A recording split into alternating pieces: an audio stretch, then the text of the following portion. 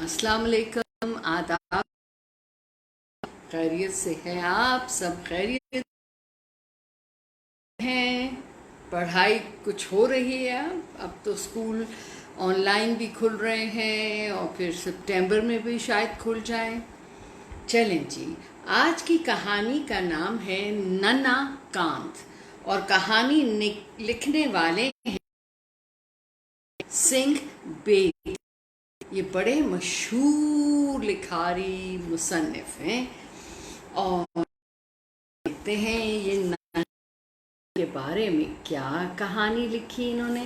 ये मलियन सन्स की पब्लिकेशन है जो उन्होंने ख़ास तौर पे इन सब से बच्चों के लिए कहानियाँ लिखवाई। कांत एक भोला वाला रहमदिल लड़का था। उसके होंठों पर वक्त मुस्कुराहट खेलती रहती थी। नन्हे कांत को जिन्नों और परियों की कहानियां सुनने का बेहद शौक था। जब वो अपनी बूढ़ी से कहानी सुनने के बाद अपने नरम गुदे बिस्तर पर सोने के लिए लेटता तो उसे तरह ख्वाब दिखाई दिया करते। एक दफा का जिक्र है कि नन्हा कांत फर्श पर सोया हुआ था कि एक बुढ़िया रोटी पीटती हुई आई और कांत से कहने लगी, बेटा बहुत दूर का सफर करके आ रही हूँ। कांटे चुभ जाने से मेरे पाँव में आबले पड़ गए हैं। न दिन को चैन है न रात को आराम। भूख के मारे पेट में तो चूहे से तो बेहतर है ना। बेटा अगर कुछ खाने को है तो इस बदनसीब आपके ख्याल में कांत कैसा बच्चा है? मदद करेगा?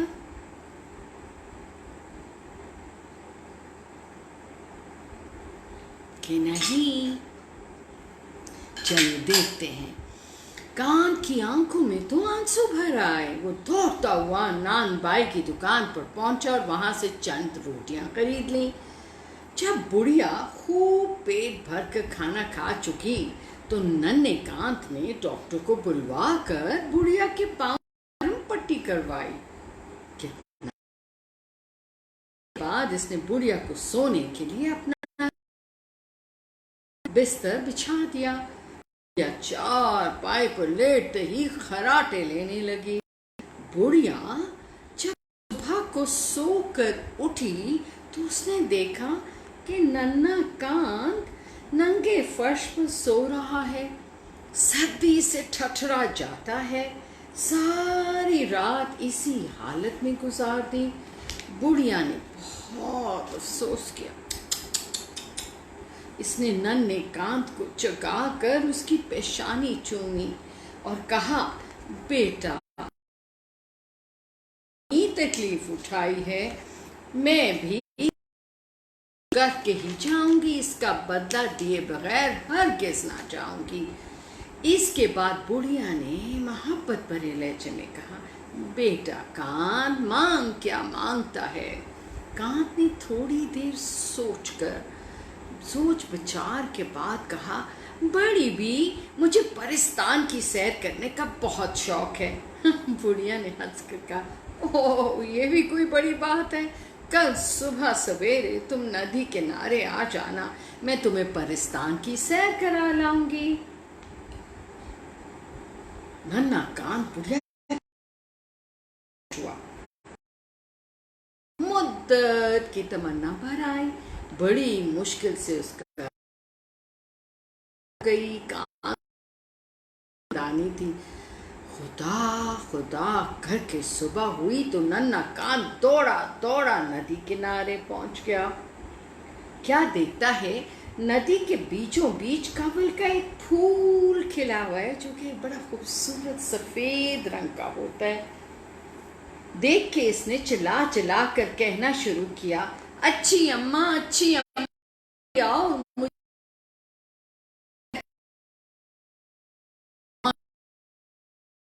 आना शुरू हो गया। नदी किनारे आ लगा तो इस फूल बुढ़िया निकली। वही जिसकी। नन्हा कांत उसे देख कर डरा। जो असल में एक परी थी, उसे गोद में लेकर प्यार किया और कहा, कांत, डरो नहीं, वो देखो मस्त। कांत ने उसकी जानिब देखा तो परी ने झट उसे पानी में धक्का दे दिया और खुद वहां से गायब हो गई। नदी में गिरते ही कांत को एक बहुत बड़ा मगरमच्छ निगल गया और निगलने के बाद मगरमच्छ नदी की तह में जा पहुंचा। यहाँ हर तरफ रेत ही रेत बिछी हुई थी, लेकिन पानी का नामो निशान न था। मगरमच्छ ने कांत को सही सलामत रेत पर उगल दिया।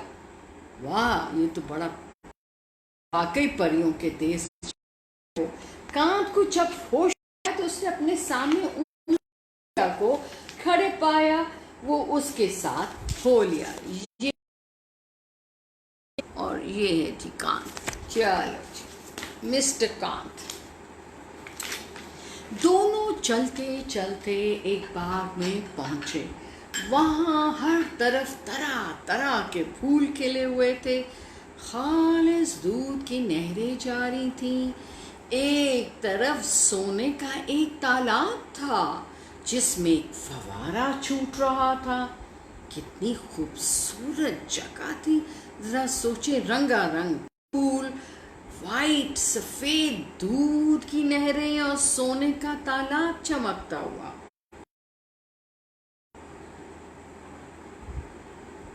और से बचा दरख्तों पर परिंदे अपनी अपनी रागनियां गा रहे थे।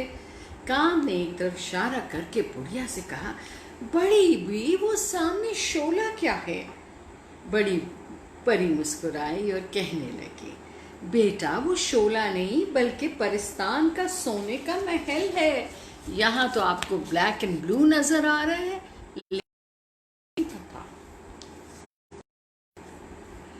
जब सूरज तो दूर से वो एक शोला सा मालूम होता था। आखिर चलते चलते दोनों महल में पहुंच गए।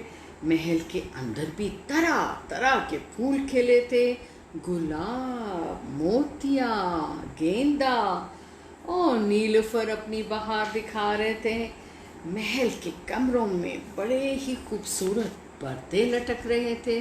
परी ने नन्हे कांत को अपने सारे महल की सैर कराई, फिर एक जगह ठहर गई और फूलों के गिर्द छड़ी घुमा कर कहा, फूलों की परियों बाहर निकल।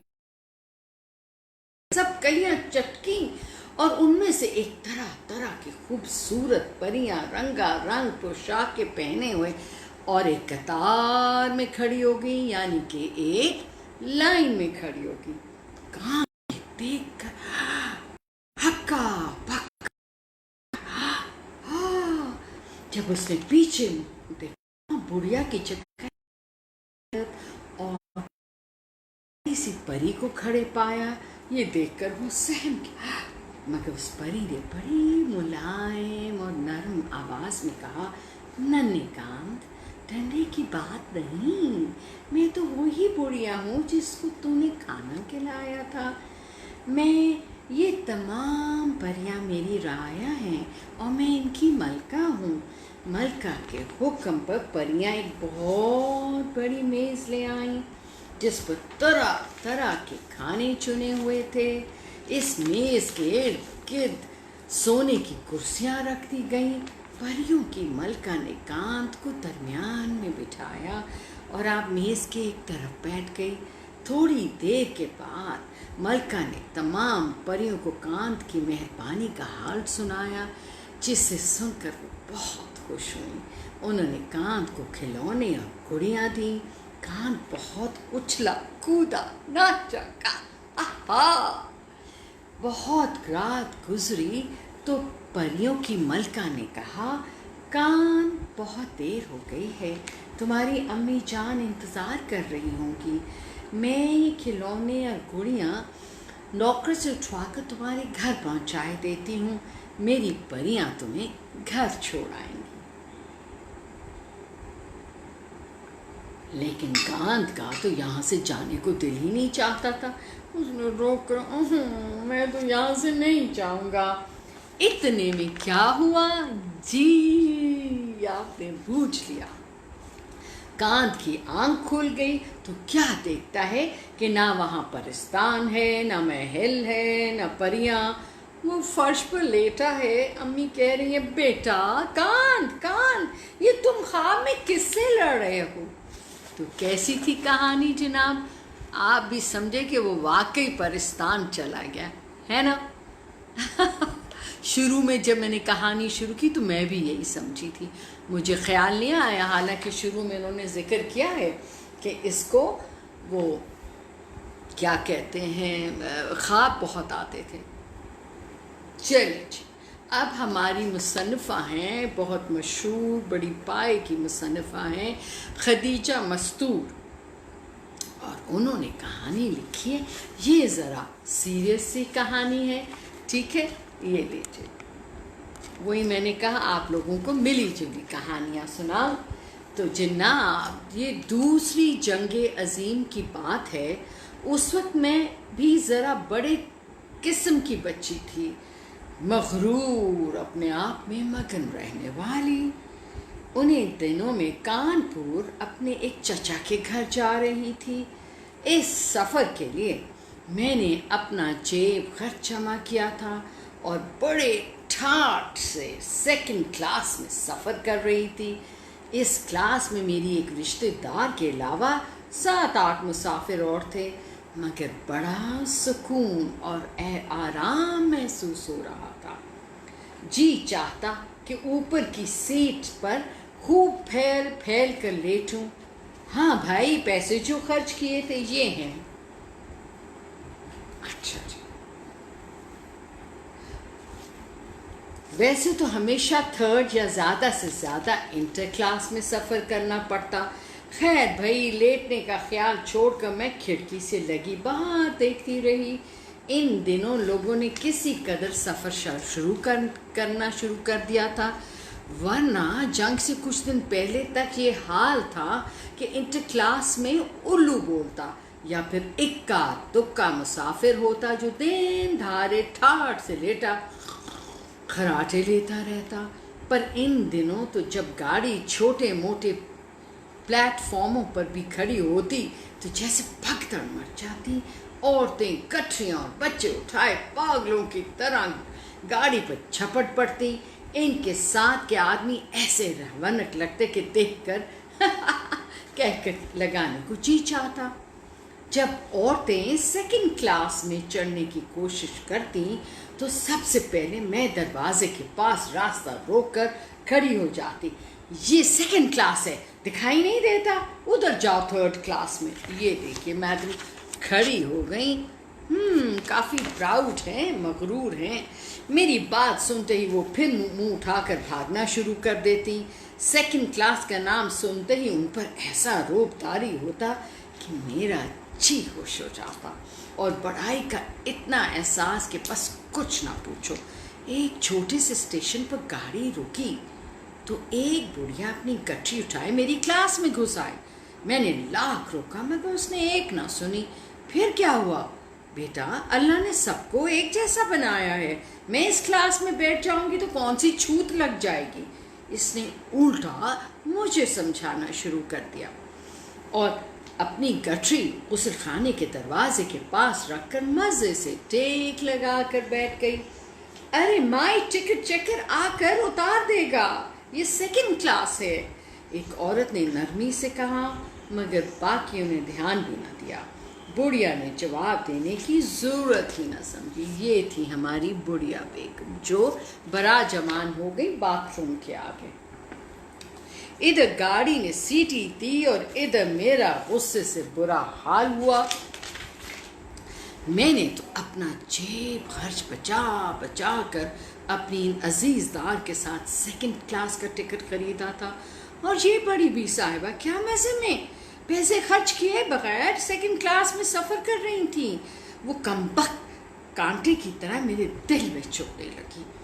अगले स्टेशन पर गाड़ी रुकी तो मैं पूरी गर्दन खिड़की से बाहर निकाल कर झांकने लगी कि कहीं टिकट चेकर नजर आ जाए तो बुढ़िया को मज़ा चखा दूं।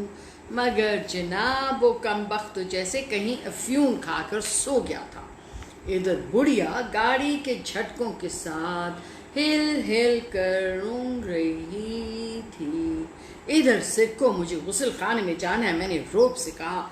वो अपनी गठरी हटाकर एक तरफ से रख गई, मगर जाने मुंह ही मुंह में क्या कहती रही, एक लफ्ज़ भी समझ ना आया। इसके बाद तो मुझे एक तरकीब सूझ गई। बस हर 15-20 मिनट के बाद गुस्ल खाने की तरह मुंह उठ जाता और बुढ़िया सिरक सिरक कर आजिज़ आ गई। एक बार जो मैं अंदर जाने लगी तो बुढ़िया ने जाने कैसी नजरों से मेरी तरफ देखा। क्यों करती हो तंग बेटा? हम तो इधर नीचे कोने में पड़े हैं, ये गाड़ी ना तुम्हारी है ना हमारी, हम सबको उतर जाना है। वाह, हमारे पेट में दर्द हो रहा है। मैं अंदर चली गई। जब बाहर निकलने के लिए दरवाज़ा खोला तो बुढ़िया वहीं लेट कर सो गई थी। मैंने पहले तो इसे जगाने की कोशिश की, मगर जब ना उठी तो उसे फांद कर बाहर आ गई। फांदने में यानी कि छलांग मारने में उसका एक हाथ मेरी चप्पल के नीचे आ गया। एकदम से उठी। तुम गरीब होती तो पता चलता, अल्लाह करे तुम भी एक बार इसी तरह गाड़ी में सफ़र करो। उसने एक सेकंड जी सफ़ा खोल लिया, बड़ी जख्मी नजरों से ऐसे देखा। मैं जाने क्यों डर सी गई। होश में रह बुढ़िया ज़रा सी लड़की का पाँव लग गया तो बातें बनाती है। एक तो इसने बैठे रहने दिया, इस पर इतना ऊंचा दिमाग दिखाती है। हद है भाई मेरी अजीजदार, जोर से बुराई। नेकी का ज़माना नहीं, अभी हाथ पकड़ कर नीचे उतार दे तो पता चले। एक औरत ने बुरा सा मुंह बनाकर कहा। गुस्सा तो मुझे भी आ रहा था, मगर कुछ ना कहा गया। बुढ़िया ने किसी को जवाब ना दिया, ऐसी मस्त मार के बैठी जैसे कुछ सुना ही ना हो। इसके बाद जो स्टेशन आया तो बेचारी बुढ़िया उतर गई। एक स्टेशन के बाद हमारी मंजिल भी आ गई। मैं बुढ़िया को भूल गई। चाचा भी स्टेशन पर मौजूद थे और इंटर क्लास के हजूम में मुझे ढूंढ रहे थे। मैंने बड़ी मुश्किल से आवाज़ें दे देकर उन्हें अपनी तरफ मतवज्जा किया और बड़े ठाठ से सेकंड क्लास से उतर कर उनसे मिली।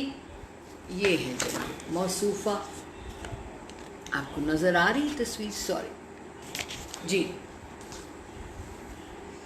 पाकिस्तान बना और इस वाक़े के बाद कई साल गुजर गए। आपको पता है 14 अगस्त आ रहा है। तो जब पाकिस्तान बना और हम लोग बहरी जहाज़ से कराची आ गए, बहरी जहाज़ यानी कि शिप से 3-4 दिन वहाँ ठहरे और फिर लाहौर रवाना हो गए। नया पाकिस्तान बना था। बस यूँ समझो कि किसी चीज़ का ठोर ना था। हम लोग बड़ी मुश्किल से जिस ट्रेन में जगह हासिल कर सके, इसमें तिल धरने को जगह ना थी। इस पर मुसाफिर बेलगाम हो रहे थे, इन्हें कोई असूल याद ना था। हम लोग बड़ी ही मुश्किल से जब अपने डब्बे में पहुँचे तो बैठने के लिए कोई ठिकाना ना था। बड़ी कोशिश से थोड़ी सी जगह हासिल की। वहाँ अम्मा को बिठाकर हम सब बहनें एक तरफ खड़ी हो गईं। गुस्ल खाने के करीब सामान का अंबार लगा हुआ था। जब मैं थक गई तो एक ट्रंक खींचकर वहीं गुस्ल खाने के पास बैठ गई। इस पर गज़ब ये कि रात जाने क्या गड़बड़ हुई जो ट्रेन की रोशनी भी गायब हो गई। रात गुस्ल खाने में जाने वालों का तांता बंधा रहा। मारे धक्कों के मेरा बुरा हाल हो गया। एक बार तो मैं चीख पड़ी, जरा आराम से जाइए, धक्के तो न मारिए। वाह, फिर हवाई जहाज से सफ़र किया होता। बड़ी नाजुक मिजाज है बेचारी। जब कोई इस अंधेरे गुप्त में गुस्ल खाने से निकल रहा था तो मेरा पाँव इसकी चप्पल के नीचे फिस गया। मैं दर्द से पिलपिला उठी। ओह, हाय अल्लाह, फौरन मुझे वो बुढ़िया याद आ गई। कई साल गुजरने के बाद भी उस बुढ़िया की बददुआ ने मेरा पीछा न छोड़ा। तो अच्छा करोगे तो अच्छा भरोगे, जैसा बोगे वैसा काटोगे। अगर आप किसी के साथ भलाई नहीं करेंगे, बुराई करेंगे, तो अल्लाह मियाँ तो देख रहे होते हैं और कहीं ना कहीं हमें वो चीज़ किसी ना किसी सूरत में वापस मिलती है।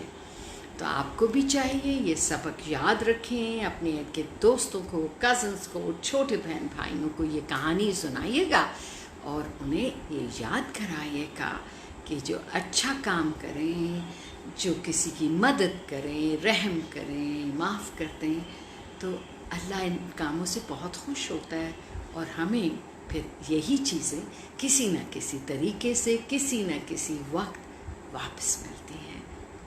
तो खुश रहना चाहिए और खुश रखना चाहिए। क्या ख्याल? बहुत खुशी हुई आप सबको देख के और मैं आपके मैसेजेस का बड़ी शिद्दत से इंतज़ार करूँगी। उम्मीद है आप ढेर सारे मैसेजेस भेजेंगे। चलिए जी, इजाज़त, खुदा हाफ़िज़, आदाब अर्ज़ है।